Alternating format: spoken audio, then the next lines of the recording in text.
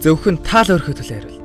Нөхцөл байдал, цаг үйлрэл, салхины чигийг өөрчлөх аргагүй ч өөрийгөө өөрчилж болно. Бүгдээрээ амьдралын тухай сайн сайхнаар ярьдаг. Гэхдээ тэрэн шиг болсон тун зөвхөн 100-ны 1 хүн болж чаддаг эсрэнч эргэлзээтэй. Яагаад вэ? Яагаад бүгд олимпийн аварга, тэрбумтан, ерөнхийлөгч болоогүй юм бэ? Хариулт нь маш энгийн. Бид үргэлж өөр таалагдахгүй бүхэнд бусдыг буруутай мэтээр боддог. Энэ бүр бидний хүмүүжил болчихсон. Энэхүү бичлэгээрээ бид хэрхэн энэ муу зуршлаасаа салж болох тухай ярилцгаална. Энэ муу зуршлаасаа салснаар бид хохирчээс төхөнөөс шилдэг сэтгүүд хүрэх боломжтой. Өнөөдрийн ярих сэдэв бол дүрм 1. Өөрийн амьдралынхаа төлөө 100% хариуцлага хүлээх байх болно.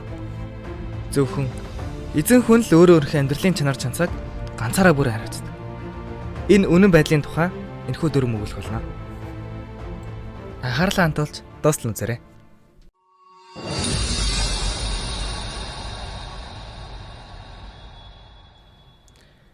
Юун төрөнд би та бүхэнд нэгэн гайхалтай түүх ярьж өгье. Гудамжны шонгийн гэрэлд ор нэг өвгөн суугаад түлхүүр яагаад байж гэн. Хажуугаар нь зөрсөн хүмүүс туслах гээд цуг суугаад тайсан чинь ерөөсөө олоог байж. Тэгээд өвгнөөс түлхүүрээ хаана гээсэн бэ гэд асуусан чинь нөгөө өвгөн би түлхүүрээ харахгүй гэртээ гээчгээд илүү гэрэлтэй газар сайвал ирвэл олох юм болов уу гэж бодоод эндээ сайж байгаамаа гэж хариулсан байгаа аахгүй. Харахгүй гэртээ гээчгээд гадаа шонгийн гэрэлд ор хайгаад авахгүй юм. Энэ үрдэнгүй ирлийн нэг адил хөссөн үрдэндээ яагаад төрч чадахгүй амьдрал нэг л бүрхэг байдаг нь хүн өөрөө л юм байхыг хүснэтэй байхгүй юу? Ямар нэг зориг тавьчаад одоо бол залхуураа суугаад байгаа л дээрх өвгнөөс та өөрцгөө. Өөрийнхөө хүссэн хүлээсэн тэр амжилтаа өөртөө үрээлэн дуудах эхний алхам бол өөрийнхөө төлөө 100% хариуцлага хүлээж сурах явдал юм аа. Тэгвэл зохиогч яаж анх энэ дүрмээ авч яасан тухай ярьж өгье. Зохиогч анх өөрийн багш Клемент Стоунтай ажиллах үед түүний багш нь алидийн том хөрөнгөтэй болсон байсан. Жакиг ажилд авахдаа өөрийнхөө төлөө 100% хариуцлага хүлээдэг үү гэж асууж байсан. Жак тухайн үед итгэлгүйхэн тийм гэж хариулсан чинь за тэгвэл дахиад нэг асуулсан юм. Өөртөө тохиолдсон азгуудлын төлөө бусдыг буруутгах тохиол байсан уу? Ямар нэгэн зарга гомдол гаргаж байв уу? Хим асуухад Жак ээрж иржсэн байсан гэж бодож ин гэж хариулсан чинь за тэр харж гин үү? Та өөрийнхөө төлөө 100% хариуцлага хүлээж сураагүй юм байна. 100% хариуцлага хүлээнэ гэдэг бол бүх буруутай эзэн та өөрөө гэдгийг хүлээн зөвшөөрөхтэй хамаг учир наамаа. Өөрийн азгуудалтай өөртөө хариуцлага хүлээж сур. Энэ бол өөртөө хариуцлага хүлээх хамгийн ихний алхам гэсэн байдаг. Зохиолч ах ингэж л дүрмийг хүлээн авсан байдаг. Тэгээд түүний дараагаар нь зохиолч номдоо ийм дурсгасан байдаг. Азгуудлын 99% нь зөвхөн өөрийгөө өмөрдөг хүмүүс л тохиолдог. Учир нь эдгээр хүмүүс өөрт ирсэн азгуудлыг дандаа л нөхцөл байдлаас олсон гэж үздэг. Өөрөөр бол тэд хариуцлагыг дандаа өөр өмлөж ихдэг. Жишээ нь цаг агаар, хитэн нөхөр, уус төргээд юу ч хийж магадгүй. Тийм байдал та байнга л бусдад буруугаа чихээд байвал хизээч зорьсонд өрөхгүй. Би тоглоом их тоглодог байсан. Тэгээд тэр үед ингээд хүмүүс залгаад намайг тоглоомдоо хожигдуулангуут шууд тэр хүмүүсээ буруугаа чихдэг байсан. Тэр хүмүүс л залгаагүй байсан бол би яг хожиж байсан юм шиг. Үнэхээр анхаарлаа зөв хуваарлдаг. Эсвэл сайн тоглодог байсан бол би хожихол байсан. Үр дүнд нь хожигдчиход хахад үүнийг азгүйтэл гэж бодоод тэгэл өөрийгөө өмөрөө суугаад байдаг байсан. Бусад тохиолдолд ч гэсэн яг адилхан. Хэрвээ хүн өөрөө хичээгээд хангалттай байж чадах юм бол үр дүн өөрт нь таалагдах бүрэн боломжтой. Хэрвээ та ямар ч арга хэмжээ аваад үр дүн үнэхээр өөрчлөж чаддаггүй байсан бол Билл Гейтс хизээч Microsoft-ыг үнэлэхгүй. Стив Джобс хизээч Apple компани байгуулахгүй. Марк Зукерберг хизээч Facebook-ыг үүсгэн байгуулахгүй. Тэд бүгдээрээ л хэцүү нөхцөлийг даван тулаад амжилтад хүрч чадсан. Тиймээс та ч гэсэн чадна. Яг үүндээ бол хүнд хамгийн их садаа болдог зүйл нь яг тэр гаднаас нөлөөлдөг хүчин зүйл бол биш байдаг. Яг хүн бусдыг буруутай гэж үздэг тэр сэтгэхүн л байдаг. Тийм болохоор хэрвээ ямар нэгэн зүйл бүтлгүүцсэн байсан ч бусдыг буруутгах бол хамгийн мунхаг зан арга шиг байдаг. Тийм болохоор юм л болол өөрсдөө өмөрхөө болцгоё. Ямар ч нөхцөлд зорьсондоо хүрэхийн тулд эхлээд бид нөр өөрсдийнхөө зүгээс авч чадах бүх арга хэмжээг авдаг байх хэрэгтэй. Энэ өөрийн зүгээс авдаг арга хэмжээг тосгох харилцаа гэж нэрлэдэг.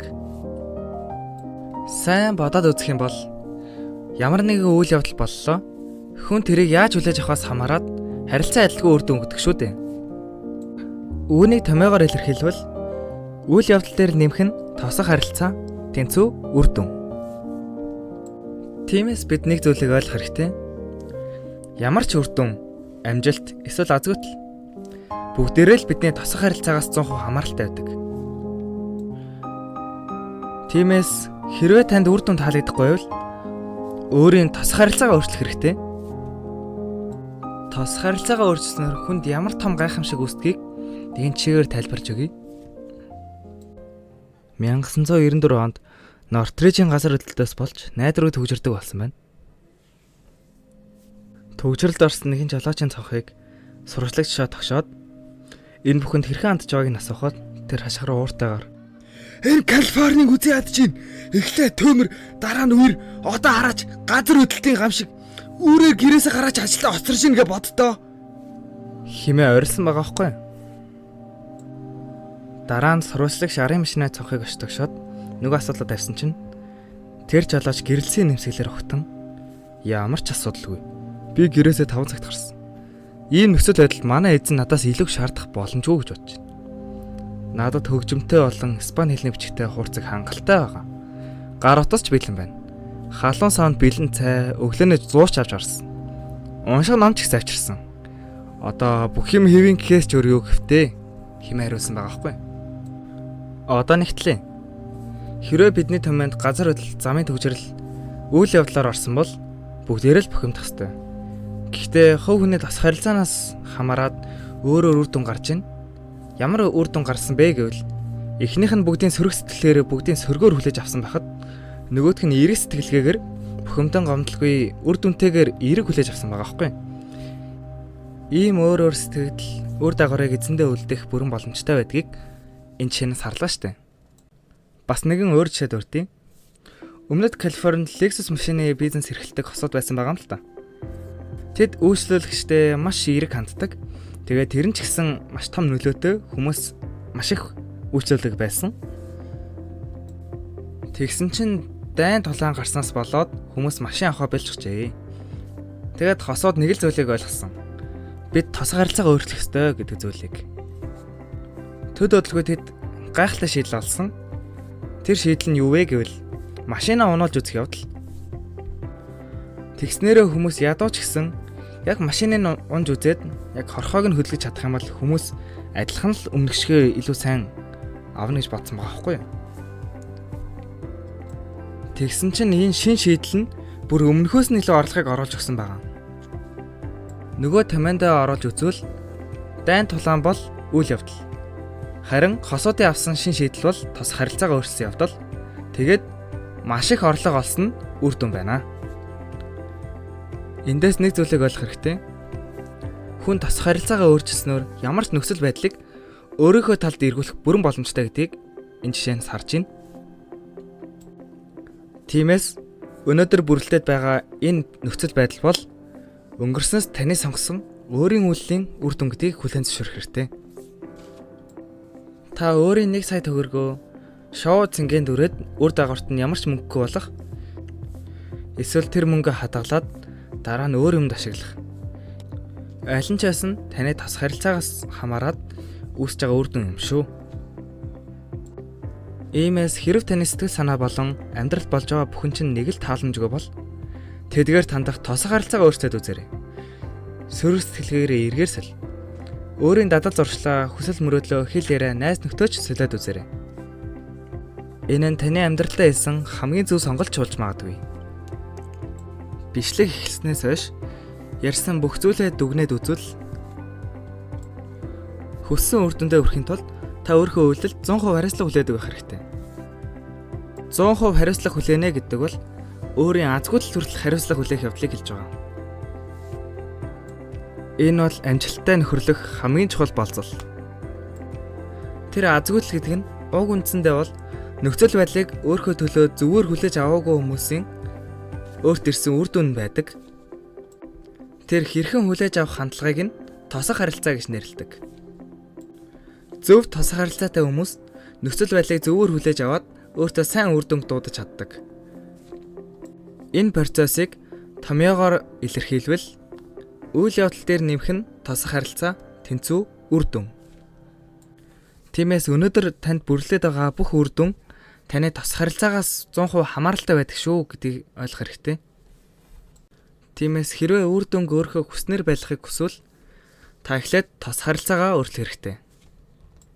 Тосох харилцаагаа өөрчилснөөр хүн азгүйтэл зөв хандна. Азгүйтэл зөв хандна гэдэг бол өөртөө 100% хариуцлага хүлээх хамгийн ихний алхам юм. Өөртөө хариуцлага хүлээхэд дахиад 2 алхам байгаа. Гэтэ энэ 2 алхам маань эхний азгүйтэл хариуцлага хүлээх алхмыг бодвол хамаагүй ойлгоход амархан. Тэгээд ч азгүйтэл хариуцлага хүлээхийг арай өөр талаас нь ярьсан л гээд ойлгочих. Энэ үртэл үтсэн бол та өөртөө хариуцлага хүлээж сурахад маш ойрхон байна шүү. Өөртөө хариуцлага хүлээх 2 дахь алхам бол бусдыг буруутгахаа зогсоох явдал юм. Урагшгүй бүхэндээ та хэн нэгэн ямар нэгэн зүйлийг буруутгасан хэвээрэх юм бол хизээч амжилтын гараас татахгүй.